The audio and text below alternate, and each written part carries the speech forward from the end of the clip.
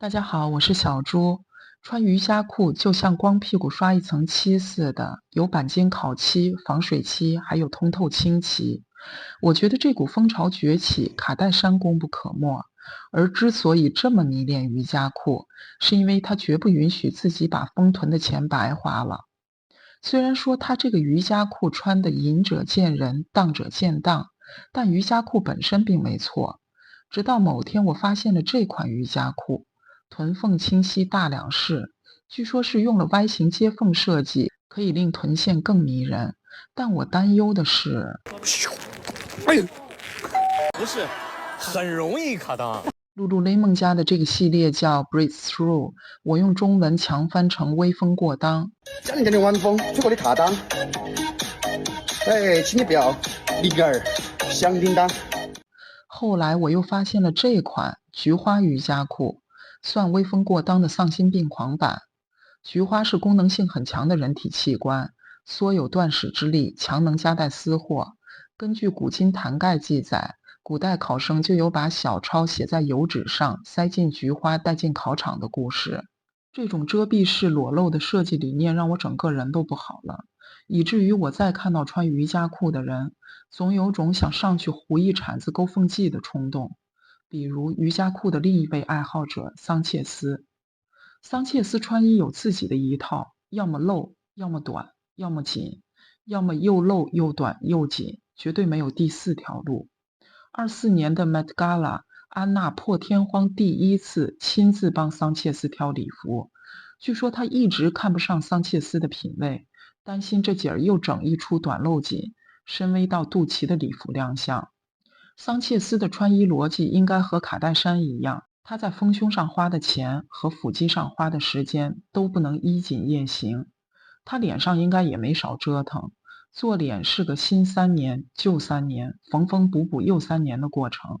照这节奏，我估计他在镇宅瘦的路上越走越稳了，直到变成镇宅瘦中瘦。据说外国人对中国镇宅兽之一石狮子很感兴趣，有个洋人不小心把石狮子嘴里的球抠出来了，塞不回去，急忙在线求助。有人就提议他挠一下狮子的胳肢窝，狮子一笑，趁机塞回去。镇宅兽这长相 AK47 都压不住的上挑眉毛和上扬嘴角，加上拔地而起的颧骨、古铜色皮肤，打眼一看棱角分明，攻击性满格。其实人家有个学名海湖庄园脸。来看一下这几张脸，有没有觉得像一条流水线出来的？这几个人分别是特朗普的太太梅拉尼亚、特朗普的二儿媳、特朗普的内阁国土安全部长克里斯蒂诺姆和农业部长布鲁克罗林斯，以及众议员马特盖茨。哎呀我去，这6员猛将搁一起，我这头立刻嗡嗡疼。菩萨饶命！菩萨饶命！菩萨饶命啊！这股风潮不分男女，以特朗普在佛罗里达棕榈海滩的私人领地海湖庄园为圆心，以美国权贵的膜拜为半径蔓延。而他的追随者有一个统一的审美逻辑，以最直白、最夸张的方式展现出身份和财富的价值，靠近权力，向上展示膜拜，向下彰显身份和地位，从而成为美国权贵核心和上流圈子的入场券。这是一种最简单、最粗暴的理想表达。我不需要你觉得我很美，我只需要你知道我很强，我是归属于这个圈层的。最近邓文迪返场修补，也最终出场了一张海湖庄园脸。镇宅兽和首富是在2018年好上的，俩人当时都有家庭，算是双出轨。偷摸好了1年，2019年首富官宣离婚，这偷鸡摸狗的日子才见了光。此前，富豪和原配家庭稳固了25年，俩人是普林斯顿的校友，白手起家成了富豪，生了3个男孩，加上领养的中国弃婴，一家6口其乐融融。原配23岁嫁给了29岁的首富，和大多数富豪的崛起之路一样，以夫妻店的模式艰难起步。刚开始太太做财务和内勤，忙的时候还帮忙打包寄件儿。婚后4年，亚马逊上市，后来太太怀上第一个孩子，就退出了公司的日常业务做贤妻，顺道写小说，这是他一直以来的梦想。2017年5月，结婚24年的首富还和彼时的太太在罗马街头甜蜜，但谁都不会预料到情况在2年后急转直下，而导致离婚的原因是因为首富在2018年认识了郑宅寿，并且深陷其中无法自拔。无法自拔。你想诱惑我？你做梦！有钱人离婚基本上是连续剧，利益没分妥前绝不闭嘴。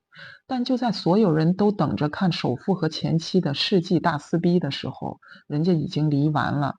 原配痛快地接受了离婚条件，拿走了约合380亿美金，但把投票权留给了前夫，确保他在公司的控制权不动摇，同时股价和投资者们的利益也不至于受影响。白手起家，下一代还未来得及插手企业的富豪，尤其是高知富豪，离婚大多都体面。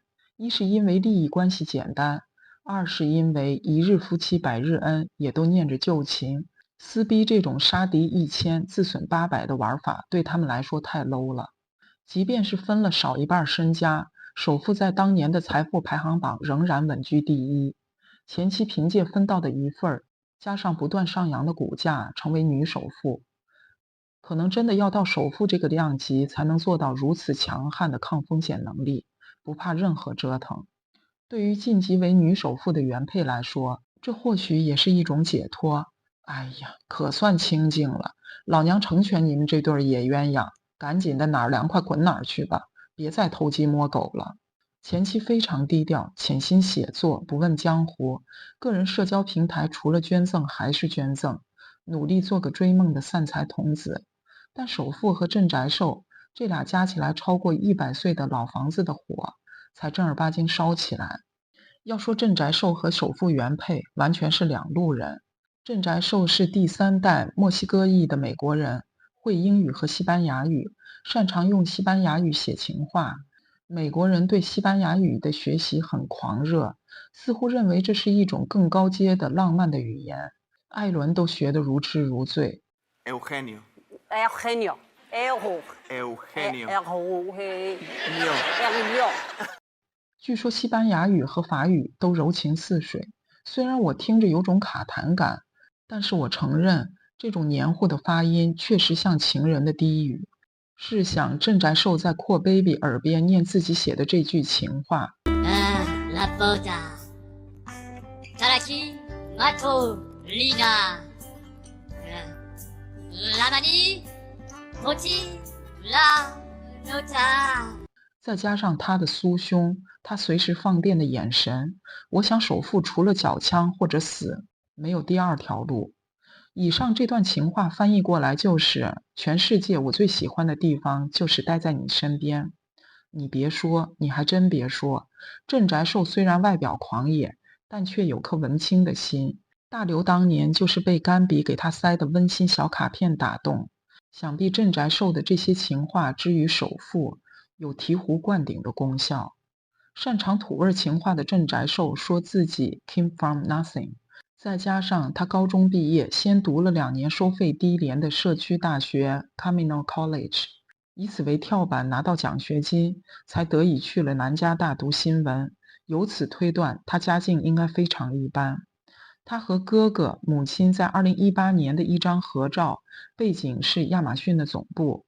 那时距离首富离婚还要半年，所以坊间流传的他和首富在18年就勾搭上，不是空穴来风。郑宅寿大学毕业，在洛杉矶第13频道实习，后来又辗转多家电视台做体育主播和娱乐记者。1999年，他在电影《搏击俱乐部》里本色客串过一位记者角色，随后又重回13频道，成为晚间11点的新闻主播，也是坐上这个位置的第1位拉丁裔女主播。后来他主持的这个节目获得洛杉矶地区的艾美奖，所以他每次自我介绍都不忘给自己加上艾美奖获奖记者。这怎么说呢？郑宅寿这女人能露尽露，能显尽显，能贴尽贴，能出风头绝不缩着。但郑宅寿也有郑宅寿的本事，他最终瓦解了首富婚姻，首富还给了他一个十分气派的婚礼，当然这都是后话。郑宅寿苦苦在新闻圈熬的时期，首富的亚马逊已经上市，按说这正是他最意气风发的时候，但是首富看上去反而有些落寂。理工男出身的首富，抛开外在的光环，内心多少有点自卑。母亲16岁还在读高中的时候生下他，父亲当时19岁，开了一家自行车修理店。感情破裂后，5岁的他跟着母亲，母亲后来再婚的是个计算机工程师，继父对他很不错。首富大学原本要学物理，最终改为计算机，同时也拥有了传统理工直男的特征，又秃又强。人到中年怕三秃：肚子、椎间盘和头发，而程序员是这3者的豪华顶配。秃不秃已经成为技术狗专业水平的判断指征。你看看首富这张创业全家福，不说身家和智商，如果放婚恋市场，就我们这群官光领导，这农村他妈娶媳妇多好地。而秃这事儿对于颜值简直要命，别说吴彦祖能秃成苏大强，就是猫他也不能秃啊，一秃连班味儿都飘出来了。学生时代的首富是书呆子，步入社会他是手无缚鸡之力的书生，溜肩细脖杨柳腰，感觉随便一拳就可以撂倒俩。好不容易创业成功了，一边掉头发一边长油腻，这身体就像掐着点似的，一天好日子都不给他过，以至于他在异性的吸引力上面一直非常失败。原配的身高是1.78米，美丽高挑，首富1.71米，在高加索的人种里，这身高基本上算是废了。加上本来女性就比男性显身高，所以结婚25年，首富每天都要仰视老婆，估计这脖子也累得够呛。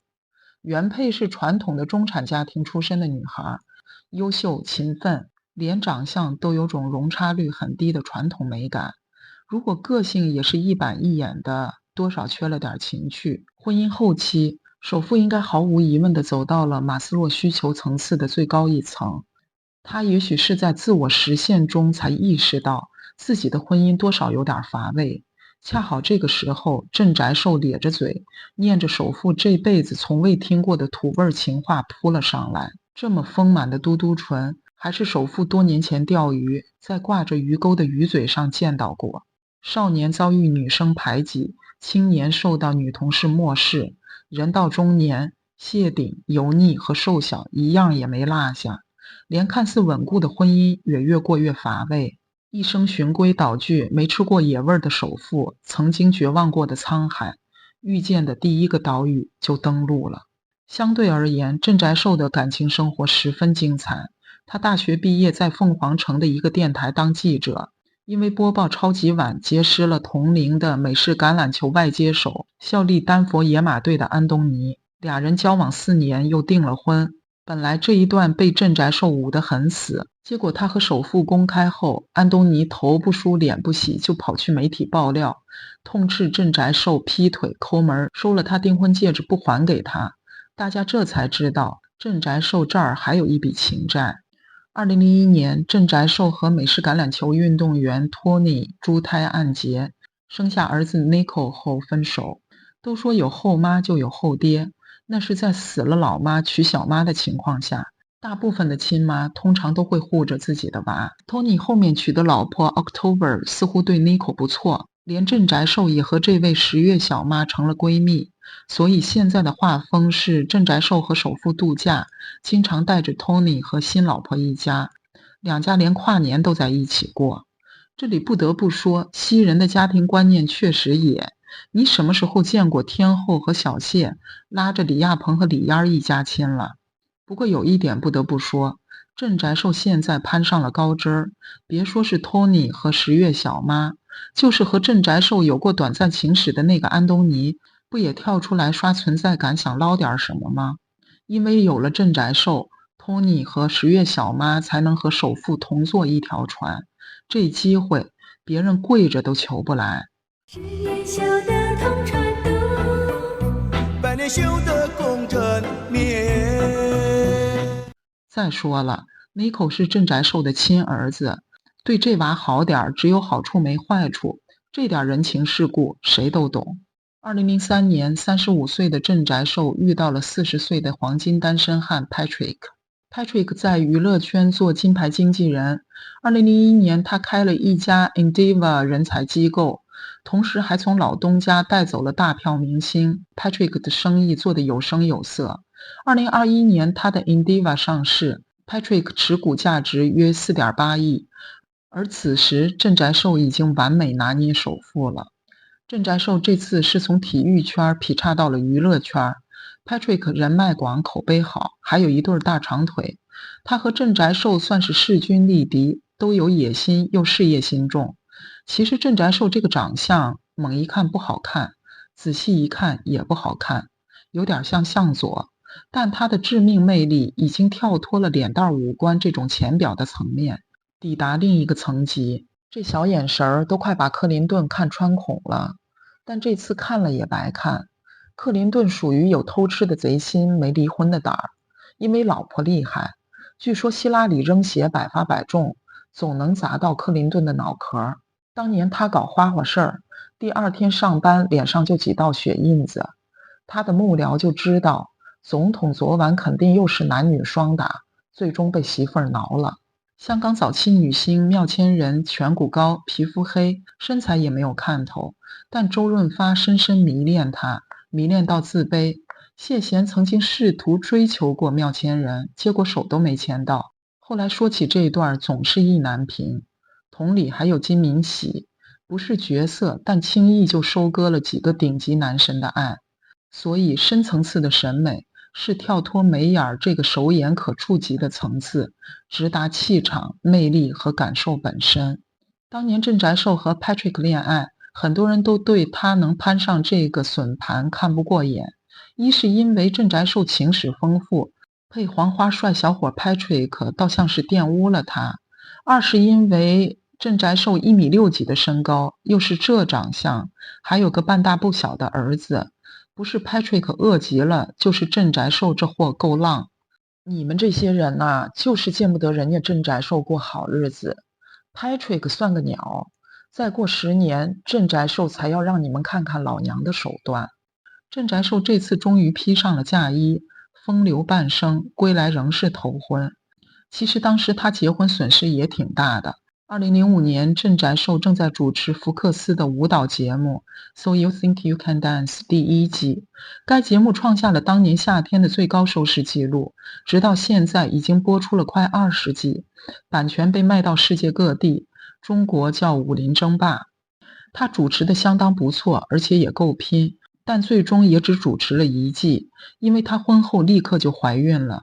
06年的奥斯卡名利场晚宴，郑宅寿已经孕后期，3个月后儿子出生，不到1年她再次怀孕，08年女儿出生。女儿1岁，郑宅寿就急忙回到了职场，以周末主播和特约记者的身份重返娱乐节目 Extra。 他聊天荤素不忌，也实在放得开，一边站起来展示自己的纤腰，引得蛙声一片。是你瞧瞧，还是年轻生孩子好，你看这体型一点都没变。一边自曝婚前自己曾经出轨，令人哗然。赢了收视却输了口碑，她豪放不检点的名声也出去了。但彼时丈夫 Patrick 的事业以肉眼可见的速度爆发了，他并购了 WMA， 正在野心勃勃地筹划上市。郑宅寿完全是一个儿女双全，先生事业有成，自己也有知名度的豪门阔太。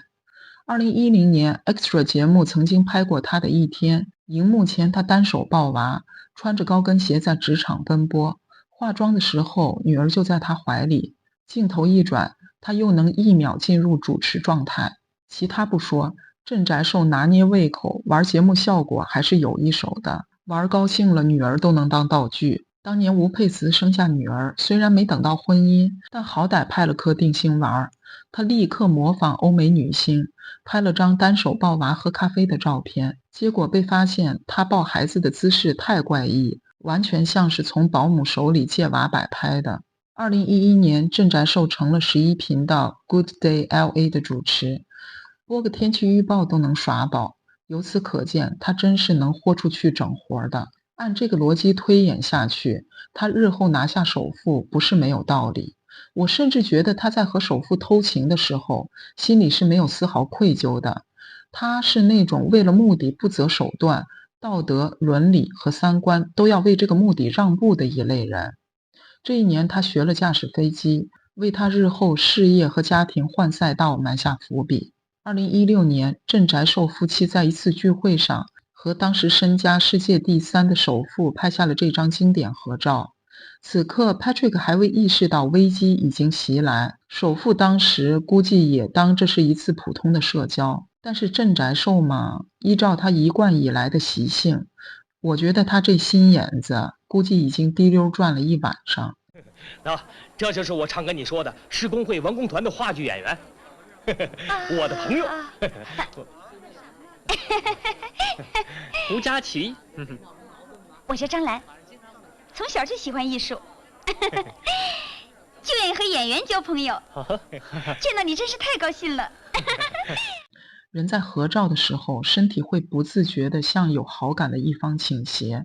当年马蓉还未爆出轨，但是合照已经泄露了天机。张丹峰这样红心都不离，过尽千帆的港女活到人生下半场，只能窝窝囊囊让步先生享其人之福。2016年，郑宅寿拿到了飞行执照，创立了一家航空摄影公司，不仅接活，还开始跟首富的商业太空公司 Blue Origin 有了业务往来。人世间所有的相遇都经历无数铺垫，对郑宅寿而言，他能和首富有今日的交集，是此前无数铺垫的结果。当然，这些铺垫在当初大致不是蓄意的，但真到了用到的那天，就会发现人生没有白走的路，每一步都算数。首富1.71米，郑宅寿官宣1.69米，但他穿着高跟鞋都比首富低半个头，除非首富垫了内增高，否则我估计他顶多1.6米出头。3、2、1，下楼。但我相信郑宅寿非常劣势的身高，在和首富的感情里反而是大加分项，因为首富终于碰到了一个能看到头顶的女人，是郑宅寿让他体会了一把做巨人的感觉。据说首富一直对直升机有恐惧，会开飞机的舒克不对，郑宅寿让他战胜了这个恐惧。试想一下，挤在狭小直升机舱的孤男寡女，女的贪财，男的也好点色，以及放电的眼神、温柔的低语，开飞机都要穿礼服，一天不露就浑身不得劲儿的郑宅寿，我相信在3万英尺的高空，理工直男的肾上腺素每秒钟都在奔涌。如果郑宅寿恰好诗性大发，来一段西班牙土味情话，首富只能听从下半身的安排了。他们频繁偷情，有狗仔拍到他们的出轨证据，卖给了八卦周刊。报道详细介绍了2人超过8个月的约会轨迹。首富在获悉这一切后，立即理工男的理性思维上身，抢先宣布离婚，以此稳住了股价。郑宅寿带给了首富一个新世界，他从未领略过的新世界。首富忽然发现，原来自己骚起来其实也挺骚的嘛。他给郑宅寿也写了一堆土味情话，滔滔不绝，开了口子就收不住那种。比如当着 Patrick 的面在郑宅寿耳畔轻语，你无法抗拒化学反应。比如发送聊骚短信说，我想闻你的味道，我想呼吸你，我想紧紧地抱住你，我想亲吻你的嘴唇，我爱你，我爱好你了，我真的坠入了爱河。这活儿邓文迪当年在给英国首相布莱尔的情书里也干过。这些绝密信息都是从郑宅寿这里泄的密，据说是他忍不住给闺蜜炫耀，也有一说是他透露给了亲哥哥，然后他哥哥又卖给了八卦周刊，这些土味情话才得以传世。其实将私密短信告诉他人这件事并不难理解，本质上是某些女性跟处在统御地位的男性发生亲密关系后，为了提高自我地位而做的一次广而告之，又或者说是为了凸显自己令对方神魂颠倒的魅力所做的炫耀。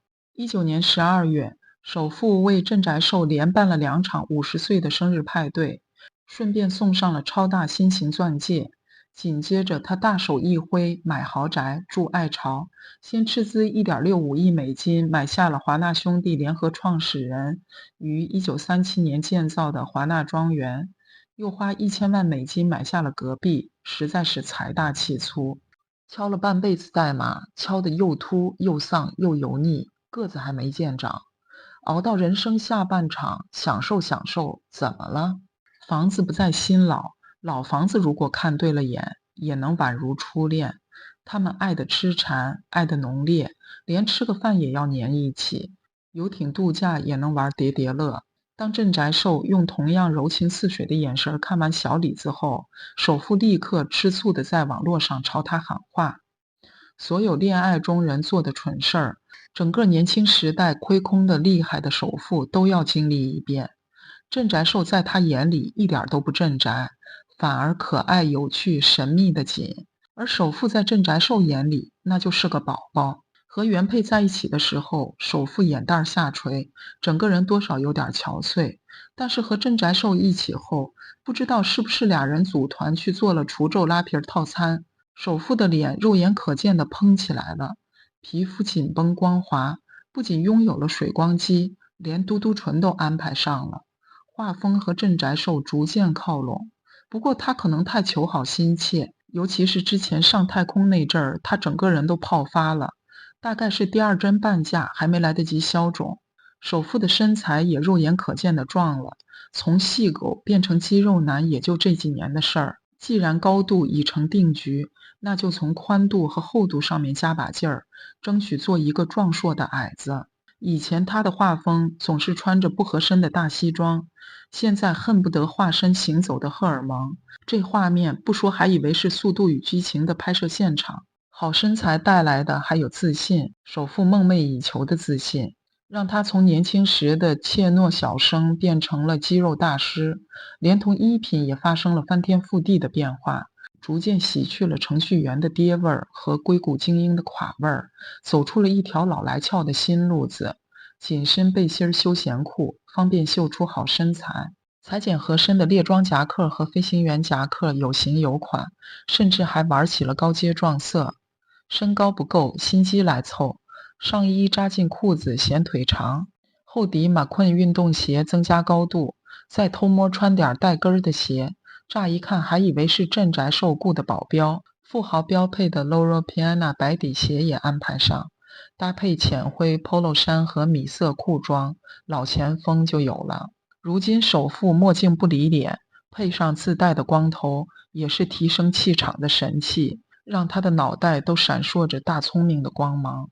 有阵子他沉迷各种浮夸的印花，衬衫短裤通通印花，各种图案都敢于尝试，还解锁了蒂芙尼蓝，什么颜色都敢往身上招呼，而且一定要把领子开成深 V， 骚气溢出屏幕。和太太不小心就组成了深 V 天团，也顺便当了一把多巴胺男孩。而当下年轻人爱盘的手串，他和郑宅寿早就带了情侣款。我相信如今这样的首富都是来自郑宅寿的亲手调教，因为这骚的溢出屏幕的风格也是郑宅寿的风格。都属于崩富豪，和田小姐相比，我对郑宅寿的恶感不那么大，因为郑宅寿从来不又当又立，占尽便宜还要扯独立女性的犊子，而且田小姐属于崩老头加熬老头，而郑宅寿和首富都半截入土，属于只崩不熬，都是给金主提供情绪价值。我对卤蛋就不认同。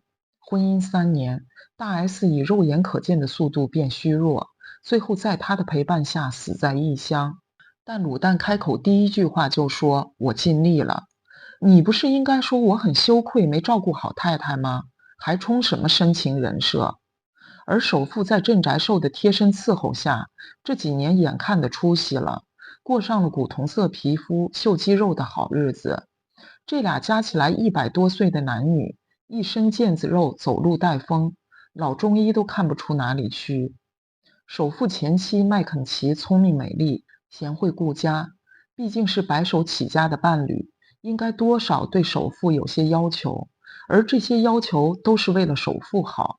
当然结果也显而易见，确实让他越来越好。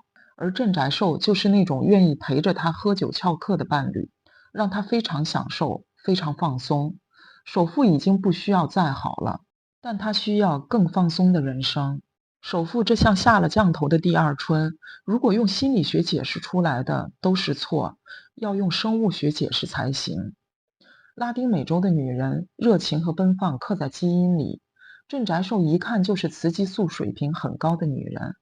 泰国人妖美吗？比女人都美，全因为雌激素在顶着，一旦雌激素停了，秒变如花。而雌激素对男人的吸引力是生物本能。首富前妻无论身材还是五官都偏于中性，就是我们所说的知性。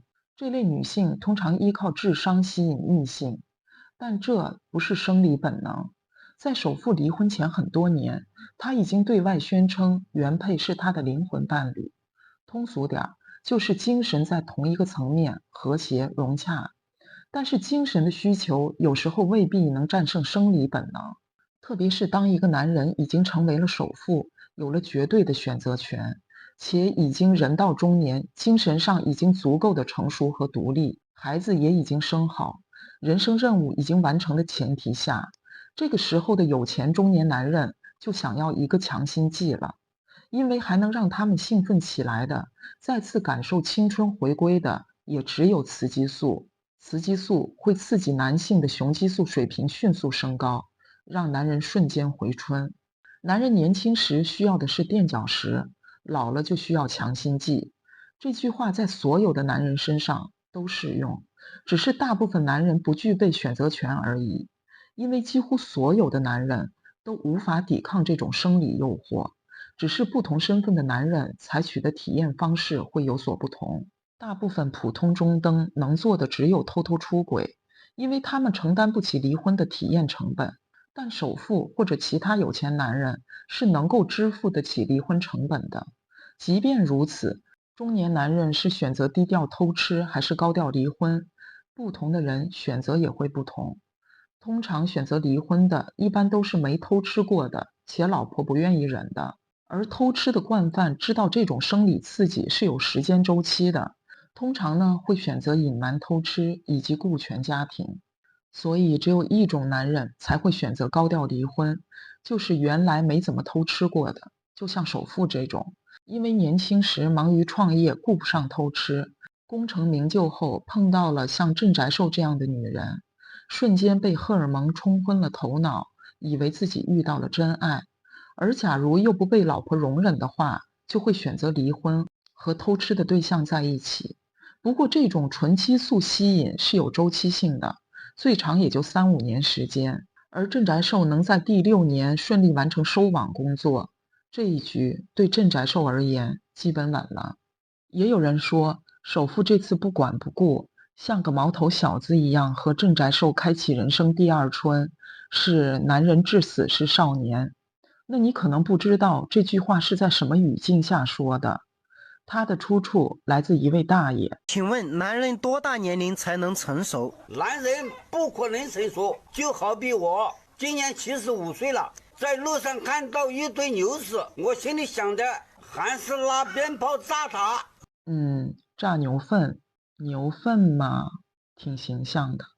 我是小猪，记得订阅哦，下期见，拜拜。